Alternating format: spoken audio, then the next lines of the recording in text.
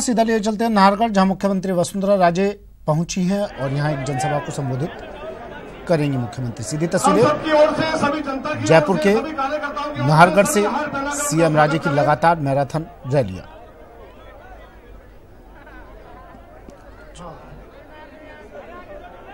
चलिए, नाहरगढ़ पहुंची हैं मुख्यमंत्री वसुंधरा राजे और नाहरगढ़ में चुनावी रैली मुख्यमंत्री की स्वागत करते हुए लोग।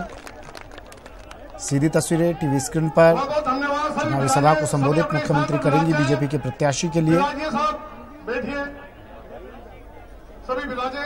अब मैं निवेदन करूंगा ललित जी मीणा साहब पधारे और अपना उद्बोधन में जिस तरह से आप पर इस जनता ने विश्वास किया है, फिर से आपको यहाँ पर प्रत्याशी बनाया है महारानी वसुंधरा जी ने, हम उनके आभारी हैं।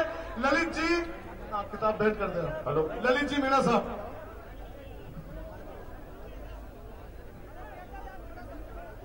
आज हमारे इस नाहरगढ़ की पावन भूमि पर और किशनगंज तहसील के इस नाहरगढ़ कस्बे में हमारे राजस्थान के यशस्वी मुख्यमंत्री आदरणीय हमारे वसुंधरा राजे सिंधिया जी, आदरणीय हमारे प्रदेश अल्पसंख्यक मोर्चा के प्रदेश अध्यक्ष आदरणीय मजीद मलिक जी कमांडो साहब, आदरणीय हमारे एसटी मोर्चा के राज्य कोषाध्यक्ष हेमराज जी मीणा साहब, हमारे पूर्व जिला अध्यक्ष आदरणीय सिंह जी सीकरवाल साहब, आदरणीय हमारे यहाँ के स्थानीय हमारे सरपंच साहब, आदरणीय हमारे यहाँ के हमारे मंडल अध्यक्ष आदरणीय मुकेश जी नागर साहब, आदरणीय हमारे केसी लाल जी मेहता साहब, आदरणीय आनंदलाल जी गोयल साहब, आदरणीय हमारे भानु प्रताप सिंह जी, आदरणीय सम्मानित मंच उपस्थित और गांव-गांव से पधारे वरिष्ठ बुजुर्ग।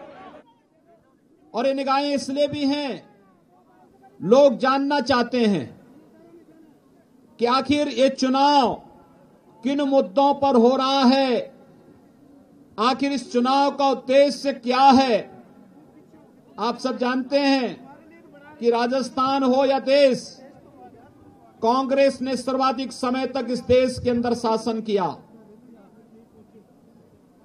लगभग 55 वर्षों तक देश में कांग्रेस का शासन था और राजस्थान में सर्वाधिक दिनों तक कांग्रेस पार्टी ने शासन किया।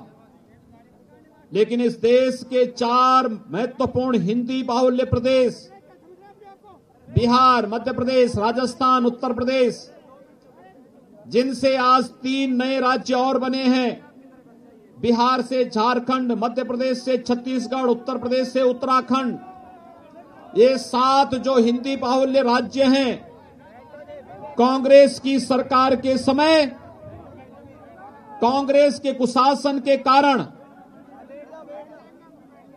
ये राज्य बीमारू राज्य हो गए थे।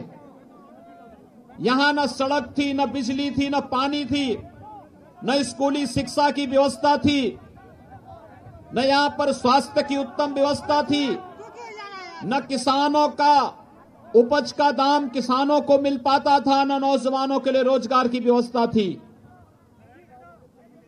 कांग्रेस ने दंगे दिए, कांग्रेस ने देश को आतंकवाद दिया, कांग्रेस ने देश को नक्सलवाद दिया और कांग्रेस ने इस देश में भ्रष्टाचार को जन्म दिया।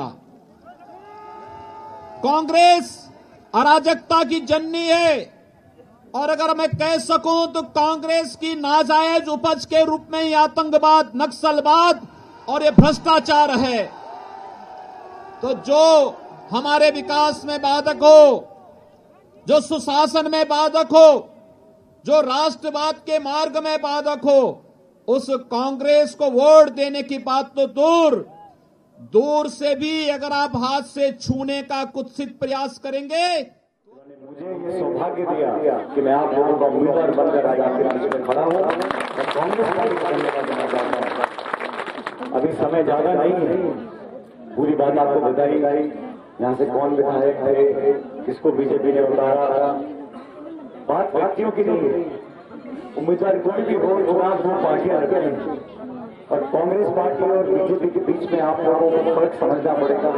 5 साल का लंबा इंतजार जनता ने किया, वसुंधरा जी को भी कमी नहीं छोड़ी। जनता ने जब वोट दिया था तो वसुंधरा जी को 165 विधायक जिता कर भेजे। केंद्र की सरकार बन गई, राजस्थान की सरकार बन गई। लोगों ने उम्मीद करी थी कि 5 साल में कुछ काम होगा, लेकिन मुझे बड़ा दुख है कि पहली बार राजस्थान में हमारे किसान भाइयों को खुदकुशी करनी पड़ रही है, आत्महत्या करनी पड़ रही है। हमारे समाज के लिए, हम सब के लिए इससे बड़ा कलंक नहीं हो सकता कि किसान जो 1 बीघे में, 2 बीघे में, 3 बीघे में खेती करता है वो कर्ज में इतना दब जाए कि उसको जान लेनी पड़े। 4 दिन पहले अलवर जिले के 4 लड़कों ने आत्महत्या करने क्योंकि बेरोजगार। इस प्रदेश का नौजवान अगर उसका आत्मविश्वास खत्म हो जाएगा, उसके अंदर जीने की शक्ति खत्म हो जाएगी, तो हम लोग किस बात की राजनीति कर रहे हैं, किस बात की वोट मांगे, किस बात की सरकार चला रहे हैं। ये आत्मचिंतन करना पड़ेगा और बीजेपी को। आज हम चुनाव लड़ रहे हैं, पहले मुझे बताओ आपको पूरे राजस्थान में टॉप में यह हाल है, यूरिया की बिक्री कैसी हो रही है? पुलिस के पहरे में एक कट्टा शाम के टाइम लोग उठा के ले जा रहे हैं, पुलिस की निगरानी में पुलिस के पहरे। महंगाई आसमान छू रही है, गैस का सिलेंडर मेरे को 1000 रुपए का पड़ रहा है, पेट्रोल डीजल आसमान छू रही है। और बजरी तो पहले जो आती थी 1500-1200 रुपए की, अब 6000-8000 रुपए का आ गया। आम आदमी की पहुंच के बाहर हो चुका है। फल फूल सब्जी चीनी चायपत्ती तेल कुछ भी ले लो बाजार में जाके महंगा मिल रहा है। महंगाई बढ़ रही है, किसान आत्महत्या कर रहे हैं, स्कूल बंद कर दिया, अस्पताल निकल हाथों में दे दिया। और वसुंधरा जी ने टांग पे टांग रखकर खान किसको देनी है, शराब का ठेका किसको देना है, टोल टैक्स का ठेका किसको देना है, इस पे पूरा ध्यान लगाया 5 साल। और मेरा आरोप है वसुंधरा जी की सरकार के ऊपर, आपके नाक के नीचे 1 दर्जन महिलाओं का बलात्कार प्रतिदिन राजस्थान में होता है। आपने रोकने के लिए क्या किया? दलितों पे, आदिवासियों पे अत्याचार हो, अतिक्रमण हो, शोषण हो, गुंडागर्दी हो, इस प्रकार का माहौल निर्मित हुआ राजस्थान में।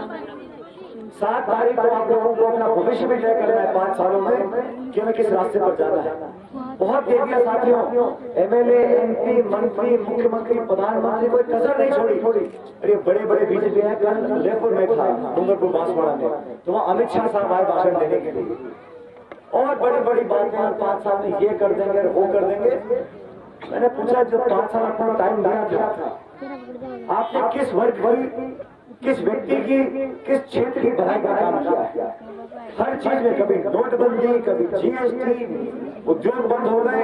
जयपुर प्रदेश की राजधानी है, लेकिन वहां पर ऐसा कोई संगठन नहीं है जिसने हड़ताल नहीं करी हो। सरकारी कर्मचारी हड़ताल पे, आंगनबाड़ी वाले हड़ताल पे, सरपंच संघ हड़ताल पे, सब लोगों को लाठियां पड़ी, सबने भूख हड़ताल करी। होमगार्ड हो, पुलिस वाले हो, सचिवालय के कर्मचारी हो, ट्रांसपोर्ट विभाग के कर्मचारी, सब लोग सरकार से नाखुश। और हम आपको वादा करते हैं ना सिर्फ किसानों को, और राहुल गांधी कल बोलकर गए, हमारे किसान भाई हैं गाँव में मौजूद हैं, अब आपको डरने की कोई बात नहीं है। कांग्रेस आएगी तो किसानों का तमाम जो आपकी दुख परेशानी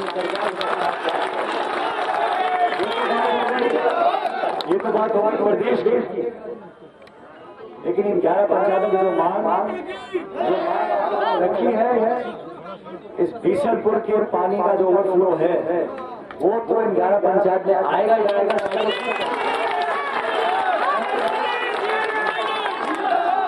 लेकिन इस पंचायत में 11 पंचायतों के अंदर अगर पहले कभी किसी नेता विधायक ने कोई बच्चों की गरीब हो या कभी भेदभाव का हो तो उसको बाप रे माफ भूल जाए उसको भी। आने वाला समय आप लोगों को है, कौन